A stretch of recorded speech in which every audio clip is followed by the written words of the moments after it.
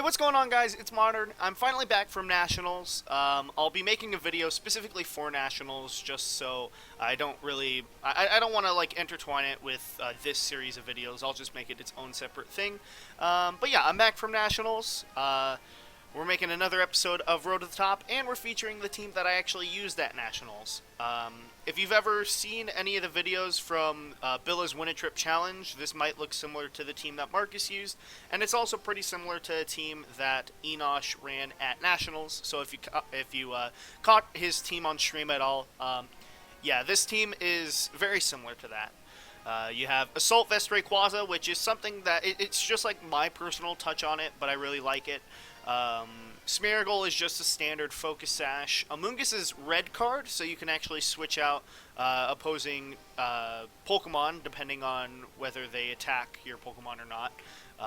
Scrafty is there for Intimidate and to help beat Bronzong.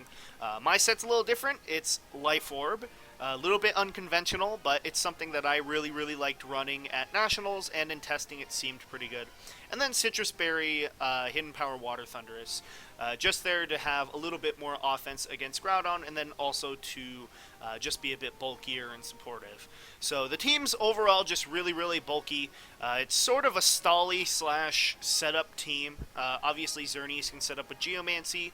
Rayquaza benefits a lot from redirection, plus its Assault Vest makes it very hard to take out, unless you have something like Xerneas or maybe Kyogre, or in some cases like really strong physical attacks, but that's why Scrafty's there. So yeah, it's a pretty strong team. I like it. Let's begin the episode. We're just starting out from the 1800s. You can probably see that I've played quite a few games since the last episode. That was mostly just practice heading up towards Nationals, and then I also did a couple of streams over the last week. So yeah, we've gotten quite a few battles in with this team. Like I said, I really enjoy the team. I hope you guys enjoy it for this series too. It's a pretty interesting team. Let's just put it that way. Like, when you go into a battle against this team, you usually see like, okay, Rayquaza Xerneas, that's weird, but that's fine. And then you see just like as you go down the team preview, you're like, okay, this is a pretty weird team. First battle for today is going to be against Pedro with a 1635 rating, and they're going to be sporting a what would I even call this? A Xerneas Groudon team with Bronzong and Talonflame. So, not the typical team with Smeargle that you usually see. Instead, opting to run both Talonflame and Bronzong. So, pretty interesting. I don't know if I want to bring Smear to this match at all. I think I'm just going to go for my standard setup. Xerneas, Smeargle, Rayquaza, and Amoonguss. And that's just because, like, since they don't have their own Smeargle, I know for a fact they either have to lead a very offensive lead with, like, Kangaskhan Groudon, or maybe just Kangaskhan just because it can KO Smeargle through its Sash, but, yeah, I don't know, I think they have to lead Kangaskhan here. I assume they're going to lead Kangaskhan Xerneas because it's, they're able to attack my Smeargle and then also trade the Geomancies. One of the really important things with this lead is that if we do end up trading Geomancies, I need to figure out who has the faster Xerneas. Usually in cases like this, if they do lead Kangaskhan Xerneas, then you can usually just Dark Void Geomancy. If they fake out your Xerneas and you hit your Dark Voids, you win the game pretty much. If they KO Smeargle, you just bring in Amoonguss for that redirection. In the case that they lead Kangaskhan Groudon, that's a little bit different, but they're usually super heavily threatened by the Smeargle regardless. So they are going to lead the Kangaskhan the Talonflame lead, though. This is a lead that I'm perfectly fine with playing against, though. I'm just going to go straight off the bat with a Geomancy and a Spiky Shield, I think. Yeah. Because in this situation, I would imagine they're probably just going to fake out the Smeargle and Tailwind. They could potentially double into Xerneas, but if I were to get a Dark Void off, they'd be in a really bad position. So I definitely think I'm just going to go for Geomancy and a Spiky Shield. In the case that they double into Xerneas, that's really bad for me, but I can still pick up the game with Rayquaza just because they don't have a boosted Xerneas or anything out on the field. Chip damage on Kangaskhan's also pretty good here if they decide to fake out Smeargle. Fake out. Oh, wow, and they try to go for the prediction, so that's really bad for us. On the bright side here, we can redirect the Talonflame's attacks. Oh, wow, and their taunt, actually. Smeargle's moody. Accuracy. That's fine. Defense falls, too.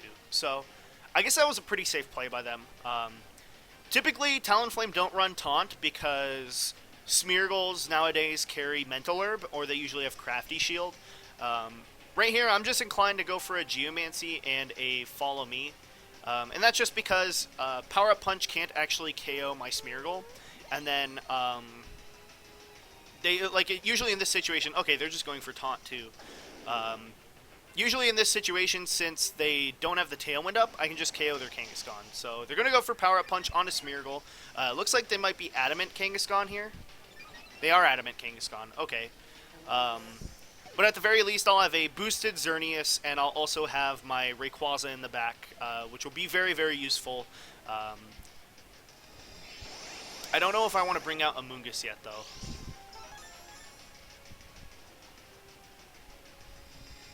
I don't know. I think Amoonguss is actually pretty good here. I'm boosted up with Xerneas. I'm faster than their Kangaskhan.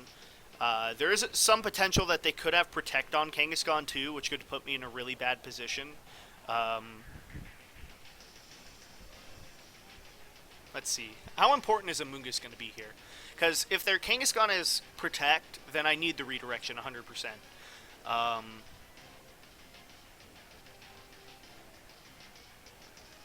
Although if I bring out Rayquaza, I do have the option to go for Extreme Speed and a Dazzling Gleam. But even still, their Talonflame and Kangaskhan could probably try to Sucker Punch Brave Bird into Zern. Although I'm actually not too afraid of that, because that would just mean they're banking on, getting a critical hit. And that's just not too common. So yeah, I think we're just going to go for the Dazzling Gleam and the Extreme Speed into Kang. I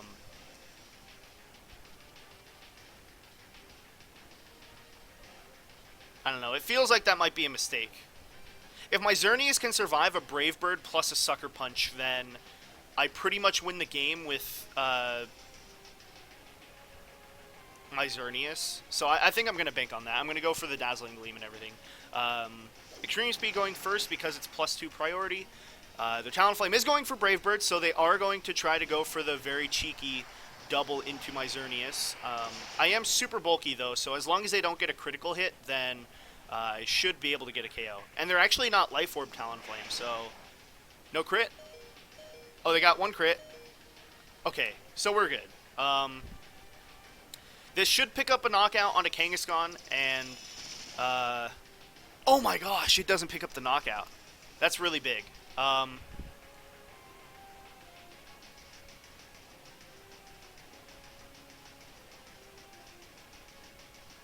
Alright, I'm going to protect Xerneas and go for an Extreme Speed onto their Kang. Because I'm assuming, since they showed Taunt with Talonflame, it probably means that they don't have their Quick Guard. Oh wow, they do, though. Okay, so that's really bad. Let's see, Sucker Punch. Okay, they still go for that, so they're going to have to go for Quick Guard regardless here, I think.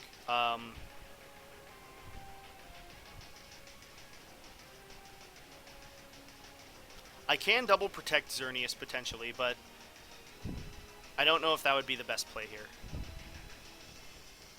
I don't know, I'm going to go for it, though. I'm going to go for the double and the E-Speed into Kang.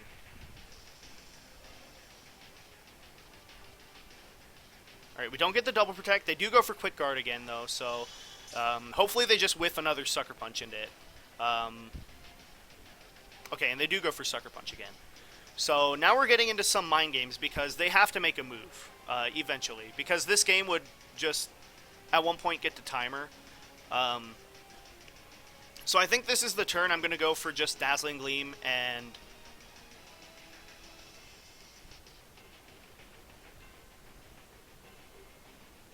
I think a Dragon Ascent onto Talonflame. Or no, I can go for a Waterfall.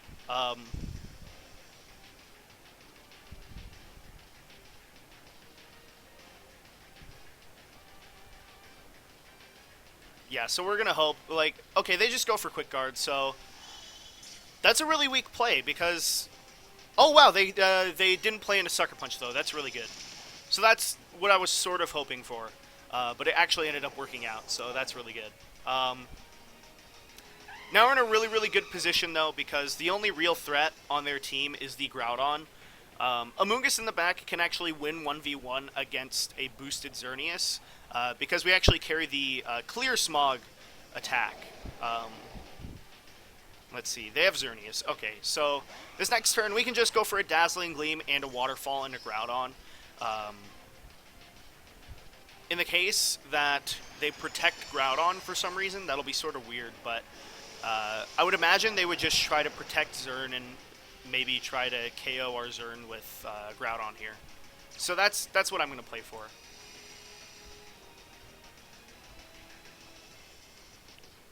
But see, I could just go, like, the reason I'm not going for Moonblast here is because it might not KO their Xerneas anyways, and,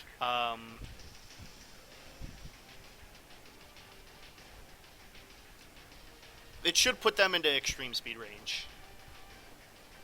Yeah, so I'm going for this play right here because even if they protect their Xerneas, they'll lose their Groudon, and if they don't protect their Xerneas, they should be in extreme speed range, and even then, like, this is still, like, a super hard 50-50 for them. Because if I just Moonblast into Xerneas and it KOs their Xerneas, then they lose. If they lose their Groudon here, then Amoonguss wins, though, so I don't know. I think in a real-life event, I would have targeted down the Zern right here just because Amoonguss still sort of wins this. They protect their Zern, though. Okay. So, yeah, I was going to say in a best-of-3 situation, this would be a little bit different. The Groudon actually protects, though, so that's actually good for us. Yeah, I don't know why they would double protect here. Because their win condition was that they KO our Xerneas and then hope that they, like, hope I called the wrong 50-50 there. Because now in this situation, I should be able to just go for the same play, Dazzling Gleam and a Waterfall, I think. And actually, I don't even think that's the safest play. I should probably Moonblast and E-Speed their Xerneas. Okay, they went for the double protect on Groudon, so it was good that I went for the double into Zern here, because if Groudon got that double protect off, I lost the game. Or at least I had a good chance of losing the game there. But yeah, Xerneas goes down, and now we just win 100%. We can just Waterfall Moonblast. That'll definitely knock out their Groudon.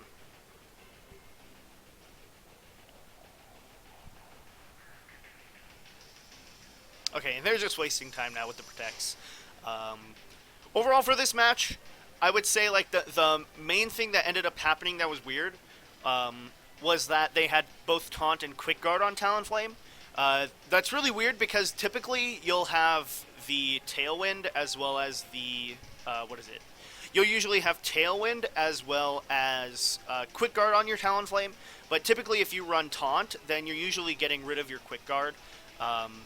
And it's also just because, like, getting rid of your, and they get the double protect,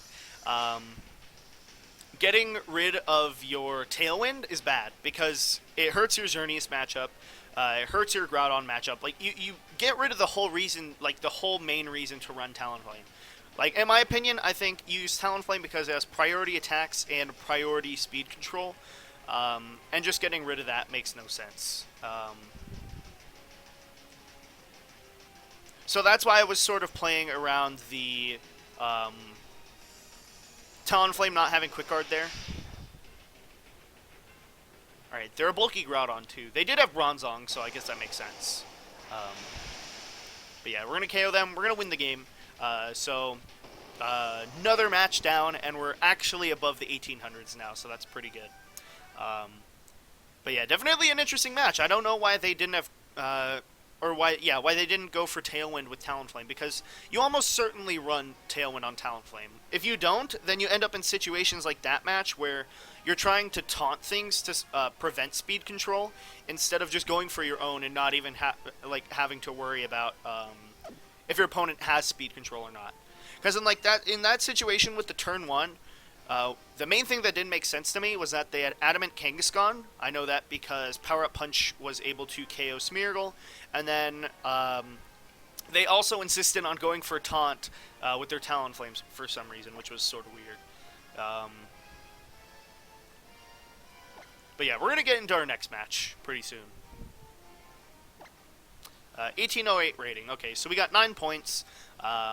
I believe first in the world right now is around the 1950s, if I'm not mistaken. So that's going to be our goal over the next few episodes, is to get up to those 1950s, to get to that first in the world. Hopefully I can get to it before the season ends. If not, then that's completely fine with me. I will have next season to do it. Believe it or not, that's actually one of my goals before Worlds is to get, first on Battle Spot with my Worlds team, the team that I'm playing for Worlds. That probably won't be, yeah, actually, like 100% won't be uploaded to the channel. But you can guarantee once Worlds is over, I'll show you guys what the team is and everything that I'm planning on using. Alright, so this is taking a while. It's usually difficult to find battles at this high of a rating, usually because like half of the people up at this rating are the Japanese players. You don't have very many US or EU players playing around this time either, because it's something like 6 o'clock for me. Next opponent's going to be Caesar from the United States, middle 1600s rating. And yet another team featuring the Xerneas Groudon core, but with no Smeargle. So definitely a pretty interesting setup now. This is yet another match I'm inclined to lead Xerneas and Smeargle and bring Rayquaza and Amoonguss in the back. That's mostly just because like I'm not really scared of their Trick Room mode, but I still feel like I need Amoonguss just in case. I still need Amoonguss just in case, and then it's also good against their Xerneas if they decide to boost up. Whimsicott's definitely a Pokemon that gives this team trouble too, just because Amoonguss can't redirect its support. Whimsicott has Tailwind, Safeguard, it has Taunt, Encore, all things that give Smeargle and Xerneas a lot of trouble. Hopefully, I'm thinking with a mixture of the Xerneas and Smeargle lead, although it is super standard and most teams try to play against it, I'm hoping that something like the Scrafty or the Thundurus will try to switch up their leads maybe. So I'm hoping that they go with like Kangaskhan Whimsicott in this situation, because Follow Me is really good. If they go for Safeguard or something, that's really good for me. So let's see. Xerneas and Whimsicott actually, so that's going to be completely fine with me. I'm just going to go for the Geomancy and a Protect with Smeargle here. I'm assuming they might go for Tailwind with Whimsicott, which is completely fine by me. I don't know, but at the same time, like, they have to go for a Taunt or a Safeguard or something with Whimsicott, just in case if Smeargle is going to do anything. So I don't know. I'm definitely going for Geomancy this turn, I think. So let's see. If Whimsicott has Safeguard, Dark Void does nothing. I can still redirect an Encore. I think right here my best play is actually to just go for a Geomancy and a Dark Void. Okay, and they go for Safeguard, so that's completely fine. It means that, first of all, okay, my Xerneas is faster, so that's good. I was going to say, if they don't go for Safeguard, then I pretty much get a double Dark Void off. And then even if they even if they do get the Safeguard up, which is what just happened, then I can still redirect their attacks with Smeargle. Oh wow, and their Xerneas is actually really slow too, so that's really good for us. Their Xern's going to go for Geomancy, that's completely fine. I can just go for a Dazzling Gleam and a Follow Me right here. Even if they go for like a Tailwind and Protect, that's still completely fine. Alright, so we're faster. That's really, really good for us. Smeargle, Moody, we're going to get speed. That doesn't matter here because they have the Safeguard. Special defense goes down, so also pretty insignificant. And yeah, like I said, in this situation, I can just go Dazzling Gleam, Crafty, yeah. No, not Crafty Shield. Dazzling Gleam and a Follow Me. Follow Me just in case, like, if they go for Moonblast, that's really good for me. They actually go for Tailwind with Whimsicott, so that's pretty good. There's also a potential they might go for Moonblast, predicting a wide guard here, so that could also be pretty good for me. Dazzling Gleam is going to come out. It's going to bring Whimsicott down to its Sash, and let's see what Zern goes for. It also goes for Dazzling Gleam, so that's pretty good. Alright, we don't get crit or anything. That's really, really good. This next play, it's the same exact thing. Defense rises, doesn't matter, and special attack also doesn't matter. Okay. I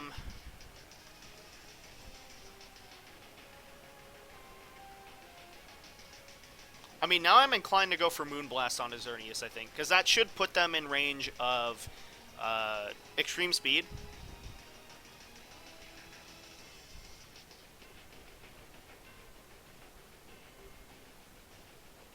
Actually, you know what? I have to go for a Dazzling Gleam here, I think. Yeah, I have to go for a Dazzling Gleam. Because if they have Endeavor Whimsicott, then that's really bad. They actually switch out Whimsicott, though. What's it going to be into? It's going to be into Groudon, so the chip damage right here on Groudon is actually going to be pretty good for us. We're going to go for Follow Me again. I assume they're just going to go for a Dazzling Gleam, too.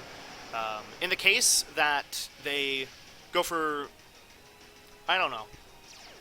Yeah, no, it doesn't matter what attack they go for. I'm going to lose my Smeargle here unless they, like, protect. Alright,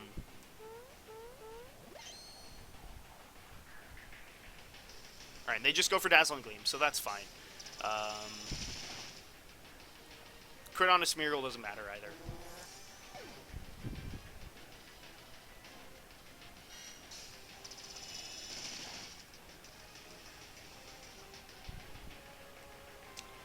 Alright, I'm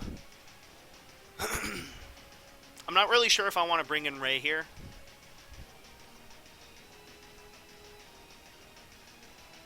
Yeah, I don't think I bring in Ray here.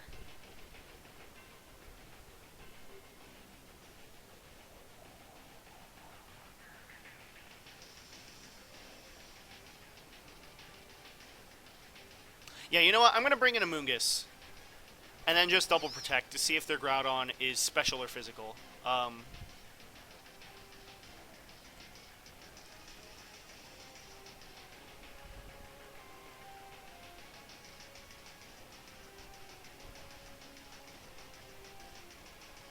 Does it even matter though? I think I can just go for a Dazzling Gleam and a Rage Powder. No, you know what? I need to go for a double protect here. Hopefully they don't switch in Whimsicott. That'd be a really, really hard read, but it would be a good play. Because in this situation, what I'm trying to do is I'm trying to scout out to see if the Xerneas on their side goes for a protect. Because in the case that they are a physical Groudon,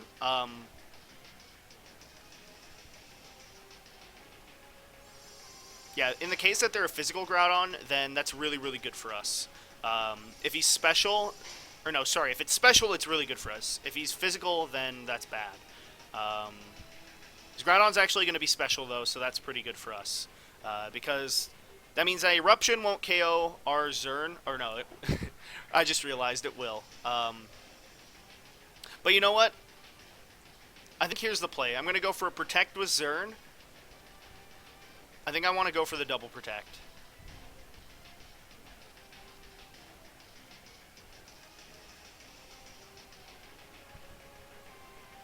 You know what? I think I just have to... Yeah, I have to double protect here.